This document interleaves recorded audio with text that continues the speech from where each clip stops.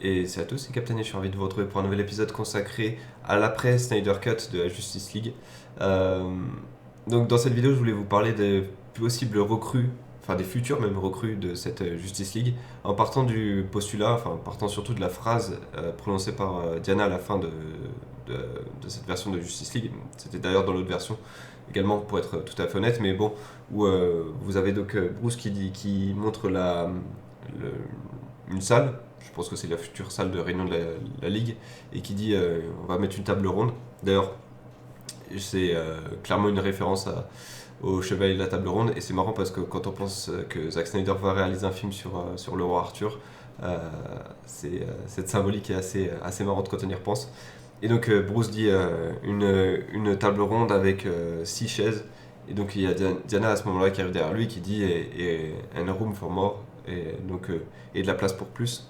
Donc maintenant c'est sur cet aspect-là qu'on va s'intéresser. Bon, on a déjà une recrue qui s'est plus ou moins introduite elle-même avec Martian Manhunter à la fin du film qui dit bon salut ça va ouais j'aimerais bien rejoindre ta ligue parce qu'il y a quand même des ennemis à affronter. Et Bruce qui est à moitié réveillé qui fait hein ah ouais, si tu veux, ok. Vraiment, ce dialogue-là, je l'ai revu, donc j'ai revu le film hier et je me suis dit, il sonne un peu forcé quand même, ce dialogue. C'est comme si on avait l'impression qu'ils n'avaient pas réussi à mettre Martian Manhunter dans le film, enfin, pas réussi à mettre Bruce Wayne et Martian Manhunter dans le film de façon logique et du coup, ils l'ont mis un peu à la fin en mode, allez, faut que ça passe, faut que ça passe, faut qu'il soit introduit dans la ligue. Euh, c'est pas dramatique, mais j'ai trouvé que c'était assez marrant et de voir cette introduction-là à Martian Manhunter. Mais donc, s'il est. Je pense que c'est le septième membre de la Ligue, hein, on peut le dire de façon quasi officielle. Donc, si Martian Manhunter est le septième membre de la Ligue, le huitième voudrait que ce soit, de façon assez logique, un Green Lantern, parce que c'est le seul membre qui manquerait de la, de la version iconique, on va dire, de la de la Ligue des Justiciers. C'est-à-dire que la Ligue des Justiciers, généralement, vous la représentez donc avec la Trinité, forcément Batman, Superman et Wonder Woman. À côté, vous avez toujours Flash, peu importe quelle version de Flash c'est, et à côté, vous avez généralement également toujours un Green Lantern, et encore une fois, peu importe la version que c'est. En parlant de ces versions, je pense que le héros le plus logique en termes de Green Lantern sera le Jordan, parce que c'est le plus à même d'introduire toute cette mythologie des Green Lantern, soit parce qu'il a déjà réalisé son entraînement et il a également vécu pas mal de comment je pourrais dire ça, de péripéties, d'aventures, ce qui pourrait introduire du coup un Sinestro soit maléfique, soit proche d'être maléfique. Si on a un Sinestro maléfique, ça introduirait également Parallax à l'univers d'X Universe. Je pense également que, vu la version de cet univers, Darkest Knight serait absolument parfait comme arc dans cet univers. Donc, plutôt on introduit Al Jordan, plutôt on peut faire Darkest Knight également. Donc, c'est une voie royale de ce côté-là. Et puis, même en termes esthétiques, en termes de choix artistiques, cette version de la Justice League, à part Ezra Miller et Cyborg, a beaucoup de héros vieillissants, si je puis dire ça, qui sont dans leur trentaine, leur quarantaine. Et donc, je pense que Al Jordan correspondrait parfaitement à cette tranche d'âge-là. Maintenant, Zack Snyder a dit qu'il avait demandé à la Warner Bros. D'introduire John Stewart dans ce Snyder Cut et la Warner a refusé. Donc, Zack Snyder serait plutôt parti sur un John Stewart, ce qui n'est pas non plus dérangeant. Hein, je pense qu'avec Al Jordan, ça paraîtrait le plus logique. Maintenant, si vous faites les comptes, vous avez Superman, Batman, Wonder Woman, Flash, Cyborg, Martian Manhunter et Aquaman. Si je l'ai pas, non, je crois que je l'avais pas dit. Donc ça fait une femme pour 6 hommes. Ça serait bien quand même que la ligue se diversifie de ce côté-là. Et donc ça serait bien d'introduire une femme. Ce qui voudrait dire que ça ferait l'introduction de Jessica Cruz dans la ligue. Et là, je vois pas du tout la complicité. Je vois pas comment introduire Jessica Cruz si elle reste telle qu'elle est dans les comics, c'est-à-dire le personnage qui a peur, qui a peur qui a peur des gens, hein, qui a une sorte d'agoraphobie, qui a peur de décevoir, qui ne maîtrise pas ses pouvoirs, qui est qui manque de confiance en elle. Et je trouve que dans cette ligue-là, ça ferait un peu tâche. Maintenant, je crois qu'elle est fan dans les comics de Flash. Donc ça pourrait être une interaction assez sympa entre les deux, que Flash lui est fan de Superman, il le dit dans Snyder Cut, hein, c'était son héros. Et du coup que cette chose-là, enfin cette espèce de, comment je pourrais dire ça, d'admiration de Flash envers Superman lui soit rendue de façon miroir par Jessica Cruz, ça pourrait être intéressant, mais encore une fois j'ai du mal à voir Jessica Cruz véritablement collée avec cet univers, donc ma théorie ça serait vraiment qu'on ait soit Al Jordan, soit John Stewart, et je pencherais plus sur Al Jordan en termes de futurs recrues en tant que Green Lantern. Autre solution si on veut introduire une femme, mais la solution qui paraît également une des plus logiques, ça serait d'introduire Supergirl, puisque je crois que dans les capsules, et ça c'était vu dans Man of Steel parce que j'ai regardé encore une fois hier Justice League et j'ai pas vu d'autres capsules ouvertes, enfin j'ai pas remarqué de seconde capsule ouverte, mais apparemment il y en avait une deuxième justement qui était ouverte. Et Zack Snyder avait dit dans une interview justement que oui, bah, s'il avait montré ça, c'est qu'il y avait une raison et que Supergirl existait bien dans cet univers-là, et que c'était bien donc la capsule de Kara Zor-El, si je ne me trompe pas. Est-ce que c'est son nom? Ah, j'ai un doute sur le nom. En gros, la cousine de Superman. Euh, alors, le souci que j'ai avec ça, c'est que déjà que Superman est tellement pété dans la Justice League, si vous introduisez un deuxième Kryptonien, enfin pour le coup une Kryptonienne, plus personne peut battre la Justice League, quoi. Donc ça serait un peu trop OP comme ligue, mais bon après, si on balance avec d'autres super vilains, et pourquoi pas quelque chose comme The Darkest Knight, où pour le coup les super vilains peuvent pulluler, écoutez, ça peut pourquoi pas balancer. Autre possibilité, mais là on part dans le domaine de la Ligue des Justiciers iconique façon dessin animé de notre enfance, et en tout cas de mon enfance, c'est Hawkgirl, qui était dans le dessin animé. Bon, du coup, le souci c'est que si vous introduisez Hawkgirl, désormais il faut plus ou moins introduire Hawkman. Sachant qu'ils vont être introduits très probablement, dans Black Adam. Est-ce que c'est vraiment le genre de personnage que vous voulez voir deux fois dans deux univers différents? Même trois, hein, parce que Hawkgirl est également dans le Arrowverse, hein, si je ne me trompe pas, dans Legend of Tomorrow, même si je crois qu'elle a quitté la série, elle existe toujours dans cet univers-là, hein.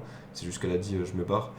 Je crois pas qu'elle ait été tuée ou éradiquée par, après Infinite Crisis, à moins que je me trompe, hein, mais bon. Bref, elle a été introduite dans cet univers-là, donc encore une fois, le souci c'est que si vous introduisez Hawkgirl et Hawkman, vous devez introduire leur mythologie, vous devez passer pas mal de temps sur eux, sachant que c'est pas des persos qui sont super importants en termes de teamfight, en termes de synergie de groupe également, ça colle rarement, je trouve, Hawkgirl dans une équipe, s'il y a pas Hawkman en tout cas. Euh, donc ça voudrait dire introduire ces deux personnages-là plus leur mythologie, sachant que s'ils sont introduits en mode ultra rapide, ça va être décevant. Donc je vois pas quel plus ils pourraient apporter, et ça serait au final un gâchis de temps et de personnages. Je trouve qu'ils colleraient pas en fait dans cet univers-là, et l'équipe est trop petite à l'heure actuelle pour qu'ils soient introduites. J'aimerais bien à la limite que ce soit, si l'avenir de Justice League est sur HBO Max et que ce soit en forme de série, à la limite, oui, pourquoi pas hein, faire un épisode un épisode ou un arc de plusieurs épisodes sur Hawkman et Hawkgirl. Aucun souci. Mais si c'est en film, ça passera pas pour moi parce que ils sont pas assez importants selon moi. Et leur ennemi qui est donc j'ai oublié le nom, Savage, et il sera jamais assez puissant pour affronter et poser des problèmes à cette Justice League là. À moins que vous introduisiez également Ra's al Ghul. Mais non, dans ces cas, ça fait. Enfin, le seul arc que je vois où Savage et Ra's al Ghul peuvent se collaborer, ça serait Tower of Babel. Qui pourrait être sympa, hein. En même temps, comme je l'avais dit dans une précédente vidéo, je trouve que ça serait le prochain arc le plus logique parce que Batman a de quoi être terrifié après Justice League, des pouvoirs de Superman, de Wonder Woman, de Cyborg, etc. Et même de Flash. Et enfin, terrifié d'autant plus à cause de ses cauchemars, de ses nightmares. Donc il y a vraiment les bonnes bases pour faire l'arc Tower of Babel, mais le souci c'est que déjà cet arc a déjà été fait dans les dessins animés. Je crois qu'il a également été fait dans le Arrowverse si je ne me trompe pas. Donc, ça serait un peu répétitif. Il y a deux persos que j'ai pas encore cités, et encore une fois, c'est à peu près le même principe que Girl et Hawkman, c'est Shazam en premier lieu. Alors, il a eu son film solo. Le souci, c'est que je sais pas si Shazam est dans le même univers que le Snyderverse. Pour moi, Shazam, c'est plus. Comment je pourrais dire ça?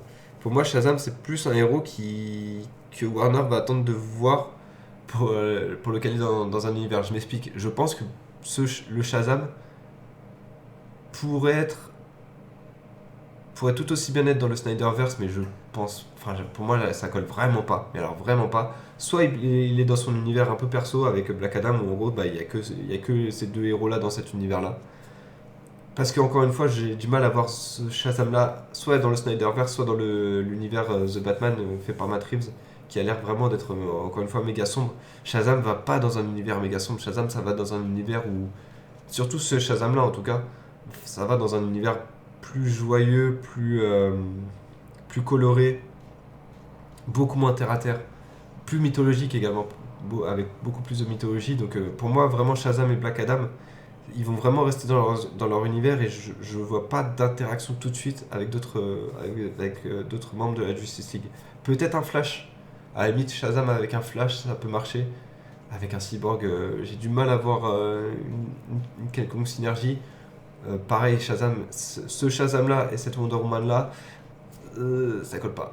Ça colle pas, je trouve. En tout cas, c'est vraiment que mon avis. Hein. Après, vous avez le droit de ne pas être d'accord, et je serais heureux d'en discuter avec vous dans les commentaires, ou en tout cas avoir vos avis. L'autre perso, également, c'est Ryan Choi en Atom. Alors j'ai pas cliqué sur l'article, mais au moment où j'enregistre cette vidéo, il y a Zack Snyder qui a dit il avait dans l'idée de faire un film avec... Enfin, il pensait un film avec justement Ryan Choi en acteur, en personnage principal. Euh, je crois que d'ailleurs il disait clairement que c'était pour toucher le public chinois. Alors si vous faites un film juste pour ça, il y a de grandes chances que ce soit casse-gueule. Donc j'espère qu'il y a quand même d'autres motivations que ça. Mais encore une fois, Atom, j'ai du mal à le voir au milieu des monstres que sont Superman, Wonder Woman et Cyborg et même Flash, quoi. J'ai du mal à voir son utilité. À moins qu'on ait quelque chose comme le Nanoverse introduit. À la limite, dans le Snyderverse, il y a quand même une,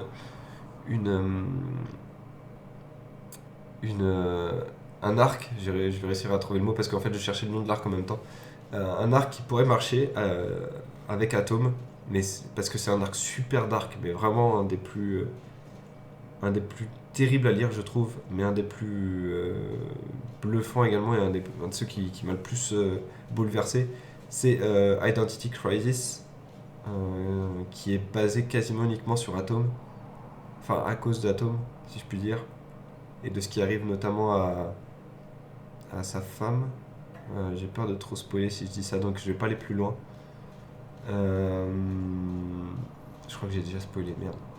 Je suis désolé si c'est le cas. Bref, il y a eu un meurtre dans la ligue, et ce meurtre va révéler des secrets au sein de cette ligue, et des secrets vraiment, vraiment dark, vraiment bouleversants, qui collerait pour le coup parfaitement, encore une fois, comme Darkest Knight, ça collerait parfaitement au Snyderverse. Le côté très sombre, très réaliste. Mais pour le coup, Identity Crisis, c'est vraiment un arc où on est centré sur des personnages plus que sur des menaces globales. Est-ce que ça serait pas un peu trop tôt ou un peu trop tard pour faire ça? Parce que je trouve justement que là, la suite de Justice League, c'est une menace globale avec Apocalypse, avec l'invasion d'Apocalypse. Et une fois que ça c'est fait, euh, est-ce que c'est pas trop tard après pour partir dans des histoires un peu personnelles, un peu centrées sur les personnages, autour d'un personnage et tous les membres de la ligue qui gravitent autour? Je sais pas. Encore une fois, peut-être que l'Identity Crisis ça passe mieux dans un arc autour d'une série. Quoi qu'en film ça peut marcher. Hein. J'y pense, mais ça peut marcher. Mais c'est un film super sombre, hein, et vraiment où En plus, il y a Deathstroke, ouais. En vrai, ça peut marcher, hein, ce film-là. Identity Crisis, ça peut être une idée, hein. Vraiment, pour le Snyderverse, je pense que ça peut être une idée. Mais introduire, encore une fois, Atom juste pour cet arc-là, non, ça fait trop tôt. Vous pouvez pas juste l'introduire en disant... non, faut qu'il y ait au moins qu'il soit dans la ligue depuis minimum 5 ou 6 ans avant de pouvoir faire ce film pour que tout le monde ait des histoires crédibles avec ce personnage-là et une relation crédible autour de ce personnage-là. Donc, non, ça peut pas marcher tel quel. Mais à la limite, enfin, à un moment ou à un autre, de toute façon, Ryan Choi sera dans la ligue, donc bon, pourquoi pas l'introduire le plus vite possible. Voilà, c'est tout ce que je voulais dire pour cette vidéo. Pour résumer, je pense que le prochain personnage après Martian Manhunter, c'est forcément Green Lantern qui va être introduit. À savoir maintenant lequel va être introduit. Je pense qu'on va également avoir droit à Supergirl, Atom, me paraît logique, mais quand est-ce qu'il va être introduit? Est-ce que ça va être un recrutement de masse? Je sais pas. Est-ce qu'on va avoir genre une ellipse à la fin d'un Justice League 2 qui nous montrerait que justement la table, la table de la Ligue s'est considérablement agrandie? Qu'on fasse un peu. Que ça devienne un peu une Justice League Unlimited. Encore une fois, comme les dessins animés où à chaque nouvel épisode, il y avait quasiment un nouveau membre de la Ligue et on le suivait dans ses aventures avec un des piliers autour. Pour quand même attirer l'attention du public. Je sais pas. Mais le truc, c'est que j'ai peur que plus la Ligue s'ouvre, plus le focus soit perdu. Et c'est quelque chose qui faisait la force de ce film, justement, Justice League. On avait un focus sur Cyborg, Flash, et ça marchait bien. Et on voit que, par exemple, un perso comme Aquaman n'est pas loin de servir à rien, alors qu'ils sont que 6, quoi. Donc si vous en rajoutez d'autres, ça peut partir en couille, malheureusement. Mais bon, c'est tout ce que je voulais dire pour cet épisode. N'hésitez pas à me dire ce que vous en pensez dans les commentaires. Je serais ravi d'avoir vos opinions. Et puis moi, je vous retrouve demain pour de nouvelles vidéos sur DC à la suite de ce Snyder Cut. Allez, à très bientôt.